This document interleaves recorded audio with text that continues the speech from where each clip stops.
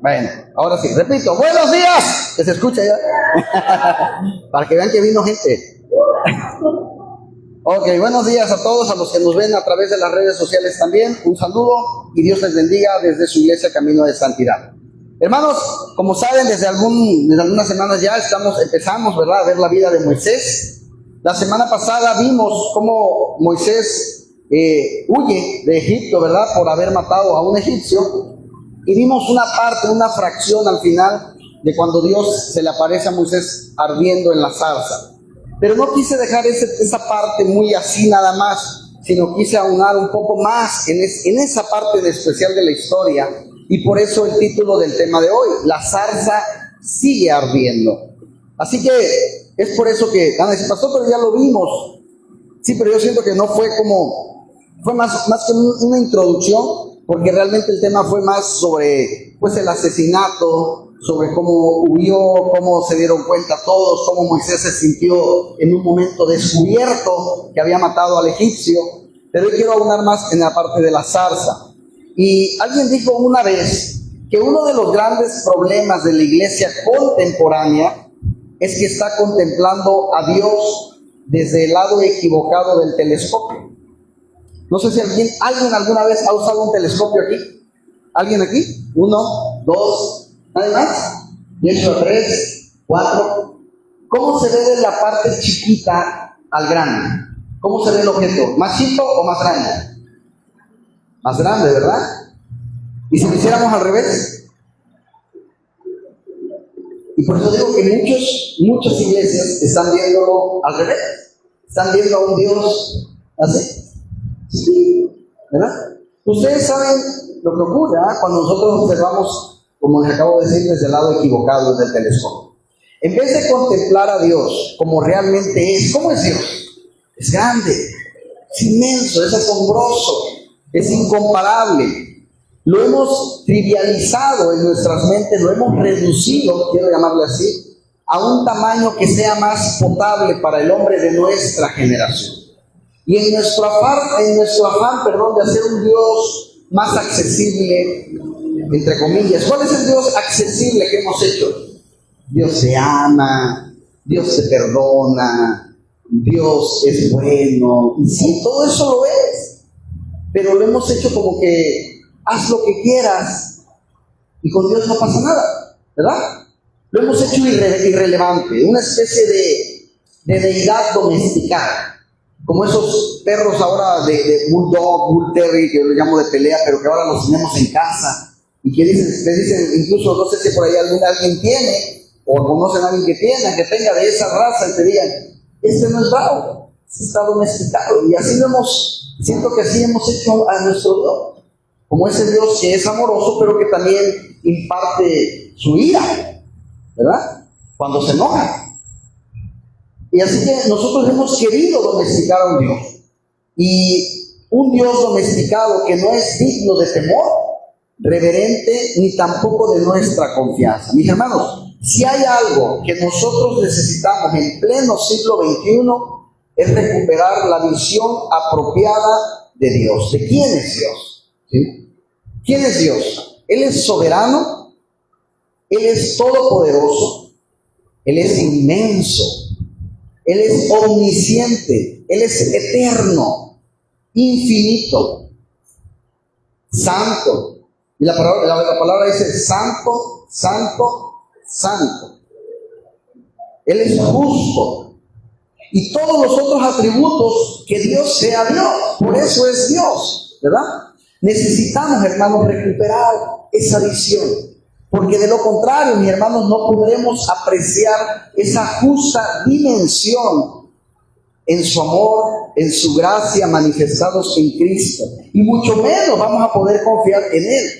Sobre todo cuando, en medio de las aflicciones, en medio del dolor. Y esta es una de las lecciones que aprendemos de los primeros versículos del capítulo 3 de Éxodo. En los primeros 2 capítulos de Éxodo se comprime la historia de los primeros 80 años de la historia de Moisés. 80 años, en 2 capítulos. 2 capítulos, 80 años. Muchos de aquí no hemos llegado ni a los 80 años, ¿verdad? Y Durante los primeros 40, Moisés, ya lo repito, es criado como hijo de la hija de Faraón, con todos los privilegios que eso implica, hasta que Moisés se convence de que él es la persona idónea para liberar al pueblo de Israel de la esclavitud. Nosotros conocemos la historia, o casi todos conocemos la historia. Un incidente obliga, ya lo sabemos, a huir, lo vimos la semana pasada, a huir de Egipto y a irse a dónde. ¿Alguien recuerda? ¿A dónde se fue? A Madián, ¿verdad? A Madián. ¿Por cuánto tiempo se fue a Madián? 40 años. Y es el final de ese periodo donde ocurre este extraño, misterioso encuentro de Moisés, quien en este pasaje claramente es identificado con Dios, Dios mismo. Y vamos una vez más a los versículos del 1 al 3, Éxodo capítulo 3, versículos del 1 al 3. Y dice así la palabra del Señor. Apacentando Moisés las ovejas de Jetro, su suegro, sacerdote de Madián, llevó las ovejas a través del desierto y llegó hasta Horeb, monte de Dios. Y se le apareció el ángel de Jehová en una llama de fuego, en medio de una zarza. Y él miró y vio que la zarza ardía en fuego y la zarza no se consumía. Entonces Moisés dijo: iré yo ahora y veré esta grande visión. ¿Por qué causa la zarza no se quema? ¿Sí? Me acercaré ahora para ver esta maravilla. ¿Por qué la zarza no se quema? ¿Sí? Ahora Moisés, ¿ya cuántos tiene? 80 años. ¿Sí? Ojo, no estamos hablando de ningún chavito, ni ningún hombre con fuerza. El cuerpo de 80 años es de 80 años. ¿Sí? Es una edad no muy apropiada para comenzar una revolución. ¿Se imaginan? Se encuentra pastoreando ovejas de su suegro cuando se topa con algo evidentemente sobrenatural. Una zarza que arde en fuego, porque no se consume. Lo sobrenatural no es que arda, lo sobrenatural es que no se apaga.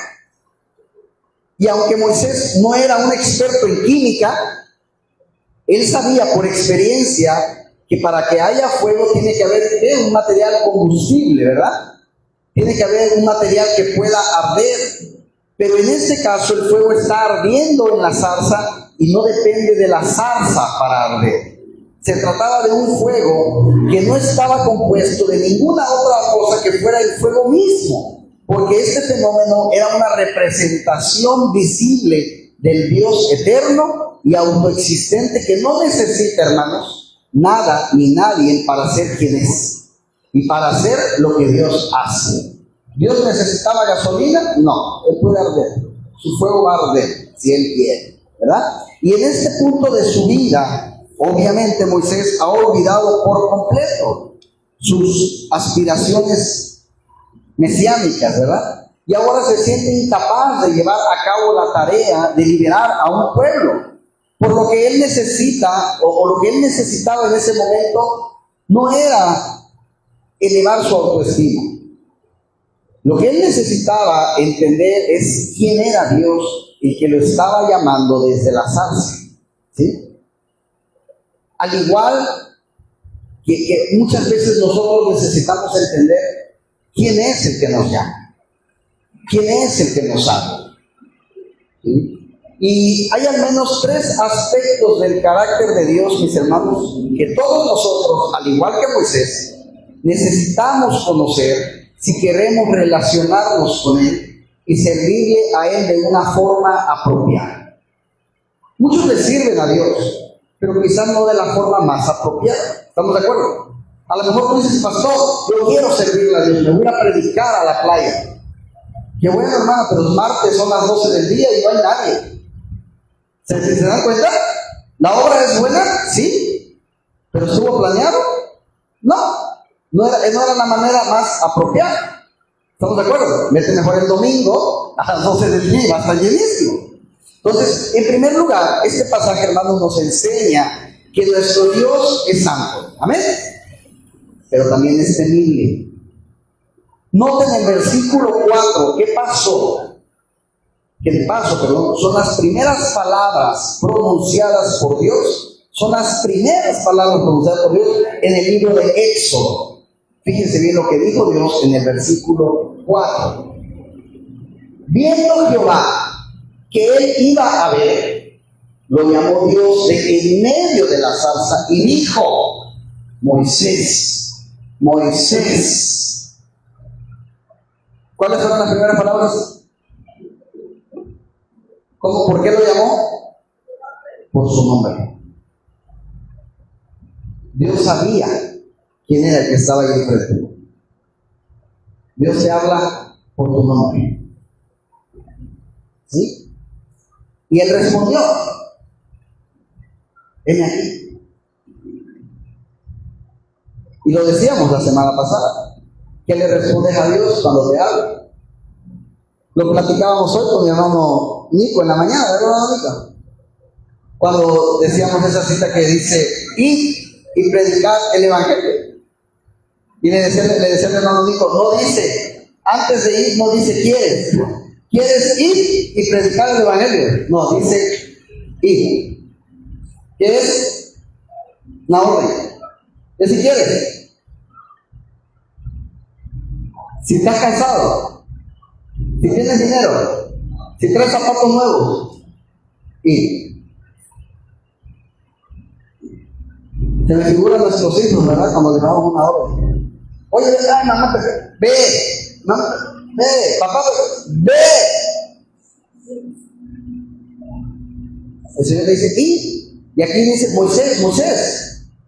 ¿Ah? Así que lo primero que hace Dios es llamar a Moisés por su nombre. El que antes era una figura en el palacio de Faraón, había estado perdido en los montes de Madián durante 40 años. Ahora Moisés es un don nadie, hermanos. O sea, es alguien conocido, un pastor.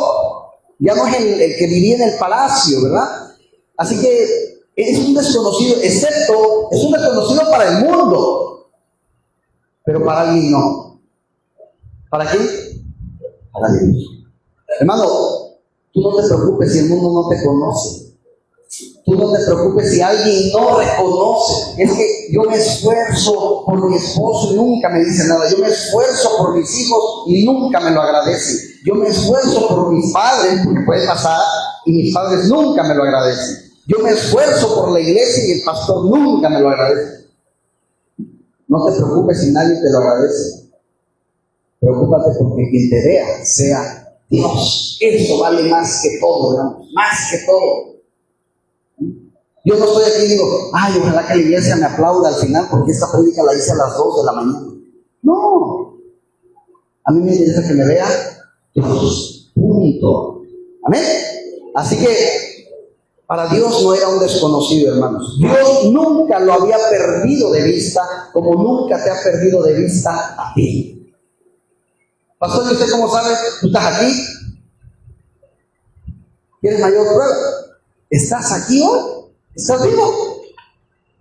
¿Sí? Nunca te ha perdido. Tal vez tú crees que tú eres una persona desconocida. Tal vez tú crees que eres una persona que pasa desapercibida en medio de la iglesia, incluso en medio de la multitud, pero no. Hoy te tengo una buena noticia. Dios te conoce. Dios te conoce. Dios te conoce como conocía a Moisés y ahora va a reclutarlo para enfrentarse con el hombre en su momento más poderoso de la tierra. A un don nadie, a un pastor de ovejas, a un señor de 80 años, le va a decir, vas a enfrentar al hombre más poderoso de la tierra. Imagínate. ¿Quién podríamos considerar ahorita el hombre más poderoso de la tierra? No sé, a lo mejor Donald Trump. Podría ser, ¿verdad? Imagínate, hermano Antonio, va a enfrentar a Donald Trump. Imagínense, o sea, cualquiera de nosotros diría, ¿yo quién soy? Y a Moisés le dice Dios, vas a ir y vas a enfrentar al faraón. ¿Sí? Así que, fíjense qué tremendo está eso, ¿no?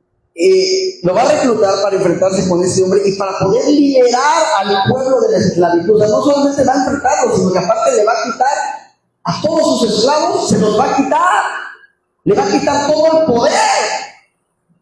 Pero antes era necesario, hermanos, que Moisés tuviera una visión apropiada de quién es ese Dios que le está hablando hoy.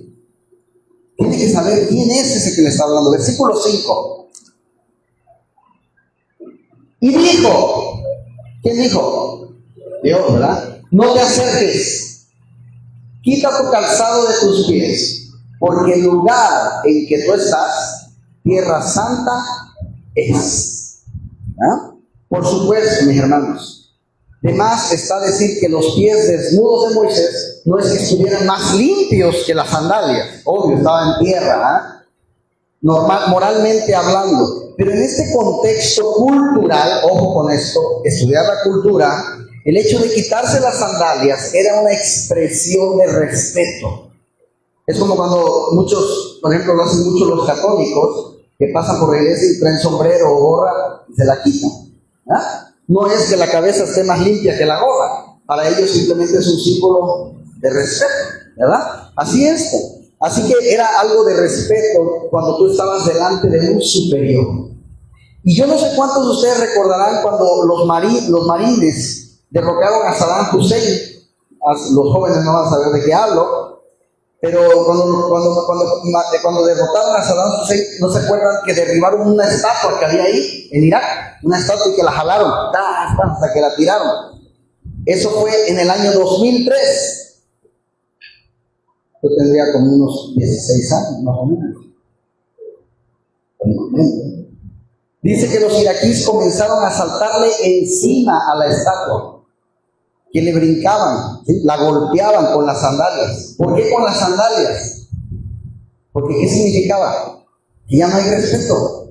No se quitaron para brincar encima con todo y sandalias, porque para mí hay que faltarle al respeto, no merece respeto, ¿sí? Entonces, eso hicieron. Dice que la golpeaban con las sandalias, y ese era un acto de irrespeto hacia el símbolo de este dictador que había sido derrocado. Bueno, antes de encomendarle a Moisés la tarea de liberar al pueblo, Moisés necesitaba entender que ese Dios que lo estaba llamando era un Dios santo. ¿Sí? Eso primero, es lo que tenía que entender, que era un Dios digno de temor, reverente. Ustedes recuerdan, mis hermanos, en Isaías capítulo 6, que lo primero que hace Dios cuando llama a Isaías a servirle, ¿alguien de aquí sabe?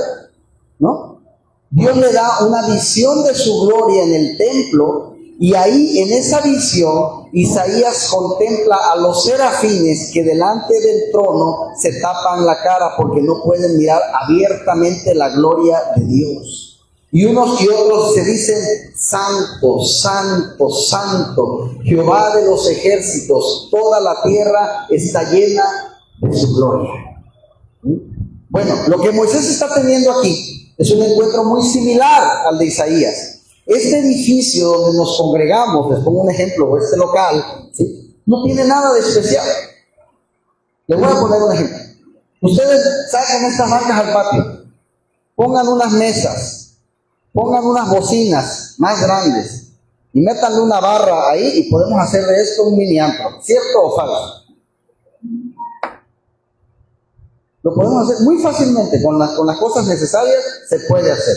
Entonces, el lugar en sí no tiene nada de especial. No pienses que si tú vienes el martes a las 10 de la mañana y oras aquí adentro, Dios te va a escuchar mejor que si tú oras desde tu casa. ¿Qué hacen los católicos? Cuando no hay misa, a veces algunos están ahí hincados adentro de la iglesia. ¿Nunca les ha pasado de pasar por una iglesia y hay gente ahí hincada orando? ¿Por qué no oró en su casa? La señora se gastó 30 de pasaje, más el chocomil que se le antojó en el Zócalo, ya se gastó como 200, porque ahí Dios la escucha mejor. Se me figura como cuando le mueves al radio, ¿eh? Aquí, ahí, Dios te escucha donde tú quieras orar, donde Él vea tu sinceridad de tu oración y de tu corazón. Amén. Así que el edificio no tiene nada de especial. Por eso insistimos a veces que en decir que los lugares realmente a veces no son un templo, ¿sí? Le llamamos iglesia, pero la iglesia, ¿quiénes son? La iglesia somos nosotros. ¿Sí? Porque el templo somos nosotros, hermanos. Este es el templo ¿de quién? Del Espíritu. ¿Sí? Aquí está el edificio. Esto no tiene nada de especial. Pero mis hermanos, cuando nos congregamos como ahorita, como pueblo de Dios, a adorar a Dios, la presencia de Dios ahora sí desciende en medio de nosotros, ¿verdad? Y de repente ese lugar, de repente ya se está convirtiendo en la casa de Dios. ¿Sí? Pablo le llama a la iglesia del Dios viviente, la casa de Dios, columna y baluarte de la verdad. ¿Sí? La iglesia es la casa de Dios, de ese mismo Dios con el que se encontró Moisés en el monte Horeb. Y es verdad que ahora tenemos un acceso a Dios que ningún creyente del Antiguo Testamento soñó tener, hermanos. ¿Sí? En estos días he estado publicando en mis estados de WhatsApp toda la edificación del tabernáculo y realmente es algo impresionante. Ahí tenemos de hecho una imagen más o menos, ¿verdad? Y a fuerza ahí había que entrar y no cualquiera podría entrar a la presencia de Dios, no cualquiera. Y hoy tenemos ese privilegio que tú y yo entramos libremente, ¿sí?, a la presencia de Dios. Así que en Hebreos capítulo 10, versículo 19, no lo busque, el autor nos exhorta a acercarnos a Él por medio del camino nuevo y vivo que Cristo abrió para nosotros a través de verlo en su carne. Pero no por eso nuestro Dios ha perdido ni un poco de su gloria. Es el mismo autor también de la carta a los Hebreos el que nos recuerda que nosotros debemos servir a Dios agradándole con temor y con reverencia, hermanos. Amén. Porque nuestro Dios es fuego consumidor. ¿Ven? Es el mismo Dios de la zarza. Si como creyentes del nuevo pacto nosotros tenemos que aprender, hermanos, a vivir y a adorar en el contexto a veces de una tensión. Hay tensión en la adoración, hay una tensión entre la confianza y la reverencia, entre el ego y la solemnidad, entre la cercanía y la trascendencia. ¿Sí? De ese momento nuestro Dios es glorioso y es cercano al mismo tiempo. Una cosa no quita la otra. ¿Sí? Por eso es que las festividades religiosas en el Antiguo Testamento se llamaban fiestas solemnes. Y yo sé que he dicho muchas veces, pero hay personas que no pueden empatar estas dos palabras en su mente. Si es una fiesta, tiene que ser un escándalo, tiene que ser todo desordenado. No, o tiene que ser un jolgorio, un desorden. Y si es solemne, tiene que parecer como un funeral. Y no es así siempre. El culto que nosotros le damos a Dios ni es jolgorio, ni es funeral. ¿Sí? Es una fiesta. ¿Por qué? Porque celebramos la presencia de Dios. Amén. Pero es una fiesta solemne porque Dios está aquí, porque donde están dos o tres, yo me encuentro en medio de ustedes, dice el Señor. Porque en ese momento es la casa de Dios. Mis hermanos, es imposible adorar a Dios como Él merece ser adorado si no podemos ver como lo que realmente es, como ese Dios grande, majestuoso y enorme, infinito. ¿Sí? De hecho, no podemos confiar en Dios como Él merece ser confiado si no podemos saber cómo es. Es un Dios santo y soberano. Una de las cosas que Dios dice en Isaías continuamente es: ¿con qué ustedes me van a comparar a mí? ¿Con qué compararías a Dios? No hay nada. Lo más grande, lo mejor que tú me puedas decir, no se compara con Dios. Y ese es el problema de la idolatría. La idolatría rebaja a Dios al tamaño de una estatua a veces. ¿Sí? De una estatua que Dios no puede ser representado con nada, hermano. ¿Sabes por qué? Porque no hay nada en el universo que pueda representar adecuadamente lo que es Dios. No hay nada. ¿Sí? Él es supremo. Él es santo y nosotros tenemos que acercarnos a Él con temor reverente. Pero aprendemos también de esta historia que Dios es santo, temible y al mismo tiempo el Dios del pacto.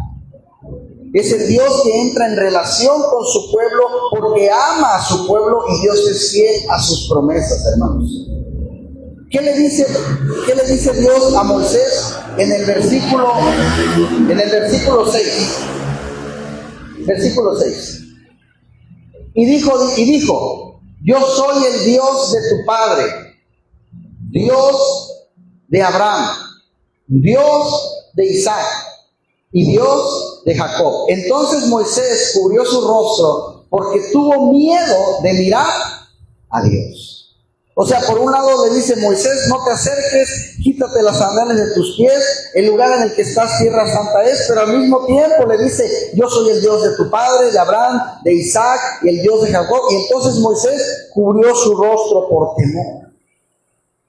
En el capítulo anterior dice que Dios descendió porque se acordó de su pacto. Y obviamente no era que se haya olvidado, no es que Dios de repente dice: mi pacto, voy a descender. No, esa idea que se acordó de su pacto es: ahora Dios va a dar un paso más en el cumplimiento de la promesa.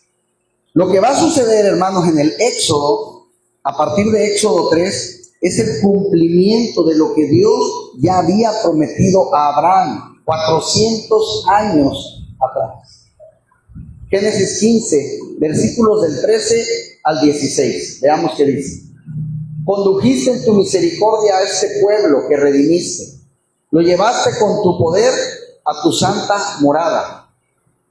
Lo oirán los pueblos y temblarán. Se aprenderá dolor de la tierra de los filisteos. Entonces los caudillos de Edom se turbarán. A los valientes de Moab les sobrecogerá temblor. ¿No sabían de eso? Es Éxodo, perdón, sí, yo me equivoqué acá. Sí, es Éxodo, está bien. A los valientes de Moab les sobrecogerán temblor, se acordarán todos los moradores de Canaán. Hermanos, Abraham le dice a Abraham: ten por cierto que tus descendientes serán extranjeros, ¿sí? Que la tierra no es suya, que van a ser esclavizados. Pero yo también, dice, juzgaré a la nación a la cual servirán y después van a salir de ahí. Dios había prometido eso ¿hace cuánto, hermano? Hace 400 años. ¿Sí? Y ahora se le aparece a Moisés en el monte para recordarle que la promesa que le hizo a Abraham sigue vigente. Moisés, yo soy el Dios de tu padre Abraham, el Dios de Isaac, Dios de Jacob. Si ustedes recuerdan bien, mis hermanos, el Señor Jesucristo va a citar este texto en una controversia que tiene con los saduceos, que no creían en la doctrina de la resurrección. Y sorprendentemente Jesús cita Éxodo capítulo 3, versículo 6, para probar la doctrina de la resurrección. ¿Y dónde está esa doctrina aquí? Bueno, porque Dios no se presenta a sí mismo como aquel que fuese el Dios de Abraham, sino como el que es el Dios de Abraham. ¿Sí? Y Cristo aclara que Dios no es Dios de muertos, sino de vivos. En otras palabras, mis hermanos, Dios le está diciendo a Moisés no solamente que Abraham seguía vivo, sino que la promesa que le había hecho a alguien seguía vigente. Yo soy el Dios de Abraham. Y lo mismo nos recuerda a nosotros hoy, mis hermanos. Aunque han pasado más de 4,000 años que Dios hizo este pacto con Abraham, saben que Él está cumpliendo hoy lo que le prometió a Abraham hace más de 4,000 años, que en Él serían benditas todas las familias de la tierra.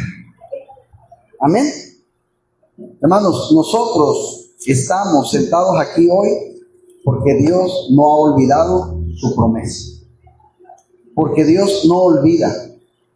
Y te está usando a ti, me está usando a mí y a todos los que estamos aquí para cumplir esa promesa a través de la proclamación del Evangelio. Dios está conformando una iglesia compuesta por gente de toda la tribu, de todo pueblo, de toda lengua y de toda nación, que estará en la presencia del Cordero, alabándolo por los siglos de los siglos. Nuestro Dios es el Dios de pacto que cumple lo que promete, hermanos.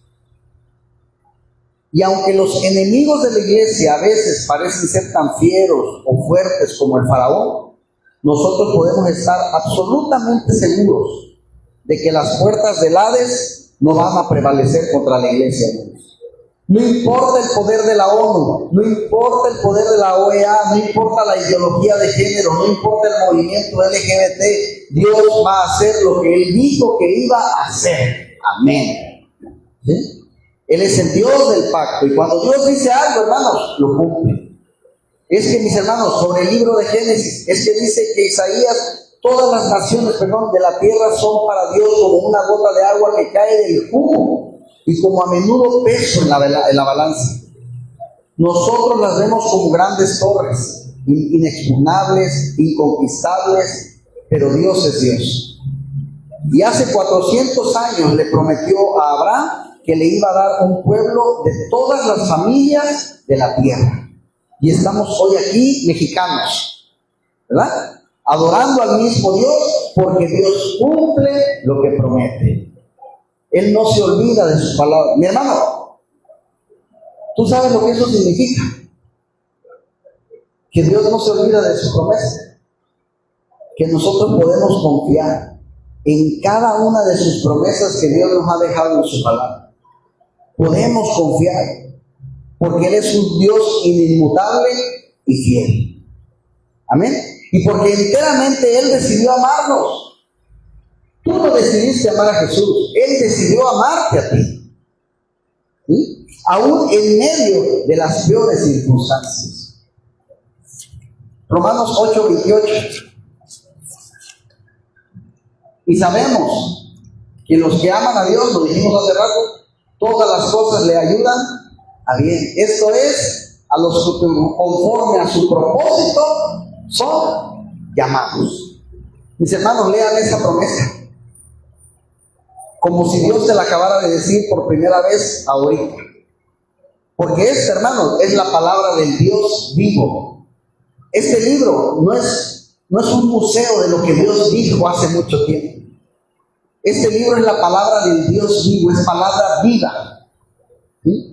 Esta palabra no puede pasar, es una palabra siempre presente, porque nuestro Dios es el Dios siempre presente. Lo que nos lleva a la tercera y última enseñanza de este pasaje, y es que ese Dios, hermanos, es santo y temible, que al mismo tiempo ha hecho un pacto con su pueblo. Es un Dios cercano, es un Dios compasivo, pero también un Dios redentor. Nuestro Dios es un Dios cercano, compasivo y redentor. Éxodo 3, del 7 al 9. Dijo luego Jehová: bien he visto, ¿qué? La aflicción de mi pueblo que está en Egipto, y he oído su clamor a causa de sus exactores, pues he conocido, ¿qué? Sus angustias, y he descendido para librarlos de mano de los egipcios y sacarlos de aquella tierra a una tierra buena y ancha, a tierra que fluye leche y miel, a los lugares de ¿qué?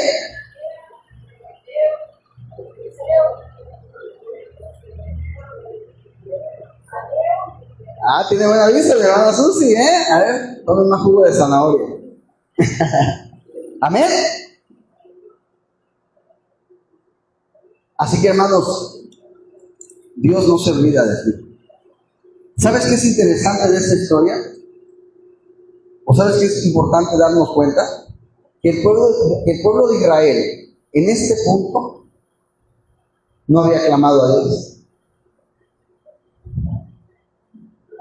¿Se fijan qué dijo Dios? He escuchado el clamor de mi pueblo. Pero hasta aquí no hemos leído que el pueblo haya clamado.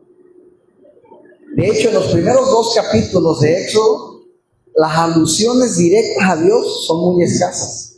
Cualquiera diría que los israelitas se habían olvidado de Dios, pero Dios no se había olvidado de ellos, hermanos. Porque ese Dios de la zarza, santo, glorioso, majestuoso, que está sentado en su trono en los cielos, es al mismo tiempo un Dios cercano, hermanos, que se compadece de los suyos. ¿Sí? ¿En medio de qué se va a compadecer de ti? De la aflicción. Ustedes se dieron cuenta todas las frases que aparecen en los versículos del 7 al 9. He visto la aflicción de mi pueblo. He escuchado su clamor. Estoy consciente de sus sufrimientos. El clamor de los israelitas ha llegado hasta mí. He visto la opresión con que los egipcios los oprimen. Mis hermanos, los sufrimientos de los suyos no son ajenos al corazón de nuestro Dios. Todo lo que tú sufres, Dios lo ve. Dios lo sabe. Pero te tengo una buena noticia, no te ha dejado sola ni solo. Es cierto, ¿sí?, que Él tiene su tiempo para hacer la obra. Pero cuando nos parece que está tardando en socorrernos, ¿Por qué Dios no me ayuda? ¿Por qué Dios no me escucha? En realidad, hermanos, es porque Él está esperando el momento más oportuno para glorificar su nombre. El momento más ampliamente para bendecirnos. Él es un Dios de gracia que se acerca a liberar, a bendecir a su pueblo, y no porque somos dignos de su favor, sino porque es digno de Dios favorecer al que no lo merece. Déjame repetirte eso otra vez. Si en este momento estabas pensando en la cuenta del recibo de luz que tienes que pagar mañana, y que no tienes para la despensa esta semana, y que no sabes si te vas a curar o no de esa enfermedad, Dios es un Dios de gracia que nos da su favor. No porque nosotros seamos dignos de su favor, lo repito, sino porque es digno de Dios favorecernos. Él es digno. Muchos años más tarde, y eso me llamó poderosamente la atención, leyendo mi devocional hace unas semanas, en el libro de Deuteronomio, cuando estaba a punto de entrar en la tierra prometida en Deuteronomio capítulo 33, Moisés bendice a las tribus de Israel. Y cuando le toca el turno a la tribu de José, le promete bendecirla con la mejor de la tierra, lo que contiene la tierra, y el favor del que habitaba en la zarza, la gracia del que habitaba en la zarza. El Dios de la zarza, hermanos, es un Dios de gracia que observa, no pasivamente, sino observa para actuar a favor de su pueblo, para descender y para bendecirnos. Ese es el Dios de la zarza. Éxodo 3:8 dice: he descendido. Bueno, yo tengo otra versión, por eso les leo esta, porque yo tengo otra versión. Y he descendido para librarlos de mano de los egipcios y sacarlos de aquella tierra a una tierra buena y ancha, a tierra que fluye leche y miel, a los lugares del cananeo, del eteo, del amorreo, del fereceo, del heveo y del jebuseo. ¿Sí? Es como diciendo, mira, si todas esas naciones caben en esa tierra, Israel también va a caber. Él mismo descendería a liberarlos de la opresión. Él mismo vendría a concederle la tierra que les había prometido. Pero Él usa personas, hermanos, comunes y corrientes como tú y como yo para llevar a cabo su obra. Él no va a agarrar a gente que en apariencia aparenta, en verdad, ese es el ideal. Dice la palabra: de lo más vil y de lo más menospreciado usó Dios para su obra. Amén. Éxodo 3:10 continúa diciendo: ven por tanto ahora, y te enviaré a Faraón para que saques de Egipto a mi pueblo, los hijos de Israel. Yo sé que algunos aquí, si tuvieran lápiz mágico, le pondrían antes: ven, por tanto, ¿quieres ahora ir? Pero no dice así, ¿verdad? Ven y te enviaré ahora a que liberes a mi pueblo. ¿Quién es el que va a liberar al pueblo de Israel? Les pregunto yo: ¿Dios o Moisés? ¿Dios? Es Dios. La respuesta más completa sería Dios a través de Moisés, ¿verdad? Dios a través de Moisés. Él puede hacer su obra, hermanos, sin la necesidad de usar instrumentos humanos. Pero Dios, en su gracia, nos permite y nos da el privilegio de ser parte de su obra. Qué hermoso, ¿no? Es como cuando tú de repente puedes pintar aquí solo y le dices a tu hijo: ven, ayúdame para que pintes ese cuadro. Y el hijo pinta ese cuadro y dice: mira cómo nos quedó, papá. Ajá, sí, nos quedó bonito. Tú lo podías hacer solo, pero lo quisiste hacer parte, ¿ah? Y así es Dios. Dios puede hacer todo él solo, no nos necesita, hermano. Pero de repente Él dice: te voy a hacer parte de mi obra. Amén. Así que Él puede hacer su obra, hermanos, pero Dios en su gracia nos usa. Y hay algo que Moisés en ese momento no sabía. Y es que para poder liberar a su pueblo, se van a necesitar 10 plagas y el sacrificio del cordero. Moisés no sabía en ese momento, mis hermanos, Dios no te necesita, ni a mí tampoco, pero Él nos concede y nos da el privilegio de involucrarnos en sus planes redentores por medio de la proclamación de la palabra, y Él promete estar a nuestro lado en el desempeño de esa labor. ¿Sí? Porque nos vamos a encontrar en el camino con muchas dificultades, créanme. Ustedes lo saben seguramente también. ¿Sí?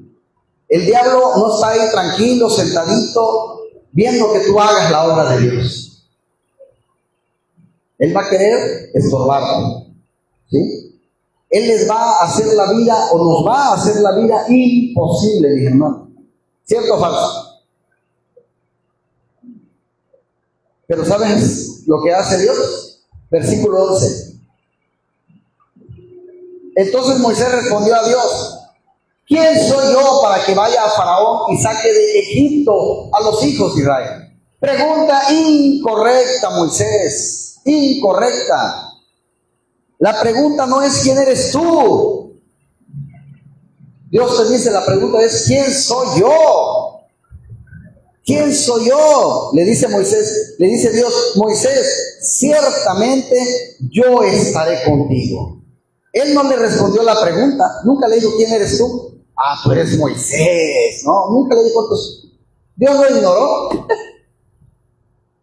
¿Verdad? Como dice, tú no eres nadie. ¿Cuál fue la respuesta? Yo estaré contigo. Aquí lo importante no eres tú, Moisés. Aquí lo importante no eres tú, Edgar. Aquí lo importante no eres tú, Bernardo. No eres tú, Susi. Aquí dice Dios, aquí lo importante soy yo. Amén. Dios es el centro, hermanos. Dios es el importante. Dios es el que se lleva la gloria y la honra. Solo Él. Como la palabra dice, nosotros solo somos siervos inútiles. No somos nadie. No somos nada. Él lo es todo. Amén. Así que eso no importa, hermano. Moisés, es mi promesa, le dice. Yo estaré contigo y la señal para ti de que soy yo el que te he enviado será esta. Cuando hayas sacado al pueblo de Egipto, adoraréis a Dios en este monte. Fíjate, le dice. Ahí donde está hablando contigo, aquí un día tú vas a estar con ese pueblo que todavía no has liberado, lo vas a liberar. Y aquí van a adorarme todos. Fíjense qué hermoso. Aquí me van a adorar todos. Aquí la pregunta, aquí es, la identidad de Moisés, mis hermanos, estaba ligada a la de Dios. Y la pregunta más apropiada no es ¿quién soy yo? La pregunta es ¿quién eres tú? ¿Quién es Dios? Hace algunos años, les comparto esto rápidamente, vino aquí al Simón Bolívar, no sé si algunos ubiquen el Simón Bolívar allá por Walmart, por la Colosio. ¿Sí lo ubican algunos? El Colegio Simón Bolívar. Vino a la cancha de fútbol a entrenar la selección mexicana.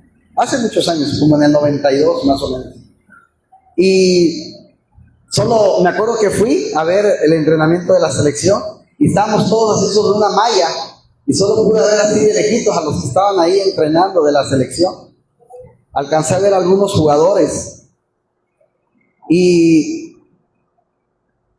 les hago una pregunta. Yo sé que no todos saben de fútbol, pero sí van a saber contestar la pregunta. Si hubiera llegado Hugo Sánchez y le hubieran dicho, déjenme pasar, soy Hugo Sánchez, les pregunto, ¿los de seguridad hubieran dejado pasar a Hugo Sánchez? Sí, ¿verdad? Y si yo le digo, yo soy Edgar Acevedo. ¿Sí me hubieran dejado pasar a Acevedo?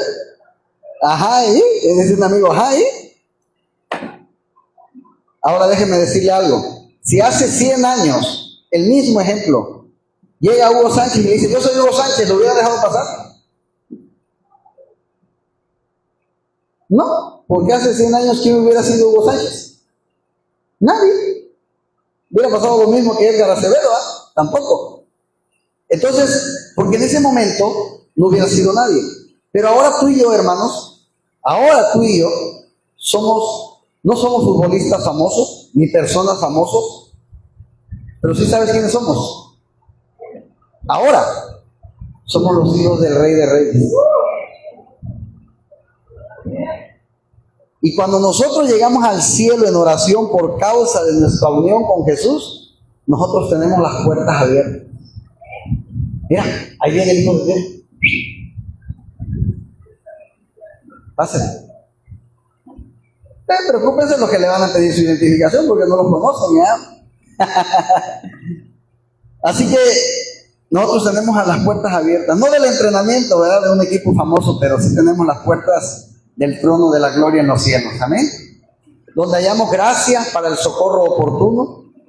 Uno ve que las revistas siempre están siguiendo de la vida a toda la gente famosa, ¿eh? Fulanita, hasta dicen, fulanita bajó de peso, fulanita se casó, fulanito se fue de viaje a Europa. Todo les interesa de la gente famosa. Y si el mundo supiera, hermanos, si el mundo supiera quiénes somos nosotros, las revistas hablarían de nosotros, ¿verdad? Pero ahora nuestra vida está escondida, nos mantenemos al margen de los paparazzis, ¿verdad? Con Cristo en Dios. Cuando Cristo, que es nuestra vida, hermanos, se manifieste, el mundo se va a quedar con la boca abierta. Porque nosotros seremos manifestados con Él en gloria. Cuando ahorita diga, ¿quién? Carlos. Pero cuando vean atrás, cuando venga Dios y que todos sus hijos van a estar, pues ahí está Carlos. Amén. Es hijo de Dios. ¡Órale! Mira, esa no me la sabía. ¿Verdad? Mis hermanos, aunque la experiencia de Moisés en el monte Horeb es irrepetible, el Dios que nos llamó a servirle y a seguirle sigue siendo el mismo. Él es el Dios santo, trascendente, el supremanente, otro. Él es digno de gloria y al mismo tiempo es el Dios de pacto. Es el Dios que cumple sus preciosas y grandísimas promesas. Es un Dios cercano, compasivo, redentor, que vino al mundo en la persona de su Hijo y habitó entre nosotros para llevar nuestra culpa, para llevar nuestra vergüenza en la cruz del Calvario. Dios estaba en Cristo reconciliando consigo al mundo, no tomándoles en cuenta a los hombres sus pecados, y nos encargó a nosotros la palabra de la reconciliación. Ve y anuncia las buenas nuevas, que Cristo murió y resucitó. ¿Sí? Y eso es lo que nosotros hemos venido a recordar esta mañana, hermanos míos. El Éxodo, el libro de Éxodo no es más que una sombra del verdadero Éxodo. El Éxodo que Dios llevó a cabo en Cristo solo por gracia, solo por medio de la fe. Mis hermanos, el ángel del Señor que descendió sobre la zarza cientos de años más tarde, se hizo hombre. Él descendió a este mundo y habitó entre nosotros y hoy vivimos entre su gloria. El Dios trascendente se hizo cercano para que ahora podamos tú y yo reconciliarnos, ¿sí? Y tener una comunión con Él. Él nos rescató de pura gracia, hermanos, de una esclavitud 1000 veces que la que tenía Faraón a los egipcios. 1000 veces. Porque esos egipcios, si se hubieran unido, hubieran quebrado todas las cadenas y hubieran huido. Pero tú y yo teníamos cadenas que por más que queríamos no las podíamos romper. Y eran las del pecado. Y el Espíritu Santo vino y las rompió. Amén. Así que, no por medio de la sangre de un cordero, sino por esa bendita sangre que el Cordero de Dios derramó por nosotros en la cruz. Y no porque lo merecíamos, sino porque Él lo decidió. ¿Verdad? Hermanos, eso es tan incomprensible. En la eternidad pasada Dios pensó en ti. Dios decidió escogerte de pura gracia. No porque tú te lo merezcas, fue por gracia. Yo tendré misericordia del que yo tenga misericordia. Yo me compadeceré del que yo me compadezca. y decidió tener misericordia de ti de pura gracia. Y Dios nos escogió para amarnos y para hacernos el bien, hermanos. Es lo que hemos venido a recordar esta mañana. ¿Qué pues diremos a esto? Esa fue la pregunta de Pablo. ¿Recuerdan Romanos 8? ¿Qué pues diremos a esto? Si Dios es por nosotros, ¿quién contra nosotros? El que no escatimó ni a su propio Hijo, sino que lo entregó todo por nosotros, ¿cómo no nos dará también Él todas las cosas? ¿Quién acusará a los escogidos de Dios? Hermanos, cuando tú estés tomando los elementos de la cena, cuando la tengamos, que ahorita la vamos a tener en julio, antes, en Semana Santa, recuerda esto. ¿Quién es el que te va a condenar? Cristo es el que murió, más aún el que también resucitó, y el que está a la diestra de Dios. Y por si esto fuera poco, el que intercede por ti y por mí. Él está orando por ti y por mí, hermanos, para que nuestra fe no falte. ¿Quién nos separará del amor de Cristo?, pregunta el apóstol. ¿Tribulación? ¿Angustia? ¿Persecución? ¿Hambre? ¿Desnudez? ¿Peligro o espada? Como está escrito, por causa de ti somos muertos todo el tiempo. Somos contados como ovejas de matadero, hermanos. Pero antes que todas estas cosas que acabo de decir, somos más que vencedores por medio de aquel que nos amó en Cristo Jesús. Por lo cual, dice Pablo, estoy seguro que ni la muerte, ni la vida, ni ángeles, ni principados, ni potestades, ni lo presente, ni lo porvenir, ni lo alto, ni lo profundo, ni ninguna otra cosa creada nos podrá separar del amor de Dios, que es Cristo Jesús. Amén y amén. Nada nos separará del amor de Dios. Y no dejes que nada te separe del amor de Dios. Cualquier batalla que sea, hermano, cualquiera, por muy difícil que sea, no dejes que en ninguna batalla el diablo se vaya sonriendo y diga, lo logré, te alejé de Cristo. Porque te voy a decir una cosa, todas las cosas que nos pasan son culpa de nosotros mismos. Nada es culpa de Dios. Y si algo pasa es porque Dios lo permitió por nuestro bien. Quizás ahorita no lo veas. Quizás ahorita duela, quizás ahorita sufras, pero un día verás que fue por un propósito divino del Señor. Y dice la palabra, pero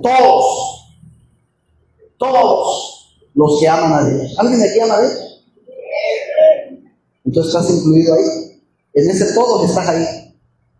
Todas las cosas son buenas o malas, obran para bien. Todas. Así que si tú no has comprendido por qué te pasó algo, si tú no estás comprendiendo por qué estás viviendo algo, pídele al Señor que te lo muestre. Señor, muéstrame, ¿qué me quieres enseñar con eso? O muéstrame en qué fallé, porque también son resultado de fallas de nosotros, de malas decisiones, de malas elecciones. Muéstrame en qué fallé para no volver a caer. Para saber aconsejar al que vaya a caer y decirle no lo hagas. Para que en mí vean el testimonio de una mala decisión, hermano. A veces también podemos dar testimonio de malas decisiones. Para que la gente no lo haga. Así que los que aman al Señor, para los que aman al Señor, todas las cosas obran para bien. Mis hermanos, el único que puede separarnos de Dios, y Él no lo hará porque hizo un pacto con su Hijo de darle un pueblo. Tu nombre estaba ahí, y Dios juró que por sí mismo, que tu salvación y la mía estaban seguras en Cristo. Solo Dios, hermanos, es el único que puede separarte del amor de Él mismo, y no lo va a hacer. Amén. Ninguna otra cosa creada, ninguna cosa va a ser si tú crees realmente en Dios, que tu amor se aparte, del verdadero Cristo. Amén. Amén. Vamos a orar, hermanos. Padre, te damos gracias, Señor. Gracias, Padre, por hablarnos esta mañana con esta hermosa palabra, Señor, que hoy das a tu pueblo. Señor, abre nuestro entendimiento, nuestra sabiduría, para poder comprender todo lo que tú quieres enseñarnos día con día, Padre. Señor, perdónanos si en algún momento alguna tribulación hizo que mi amor por ti se enfriara. Incluso quizás en estos momentos, Señor, mi amor por ti está frío. Quizás esta mañana solo estoy aquí por cumplir, por una tradición, por pensar que con solo estar aquí estoy bien contigo, Señor. Señor, haz el milagro en mí de volver a reavivar ese amor. Ayúdame a comprender, Señor, qué tengo que hacer para poder reavivar ese amor, Padre.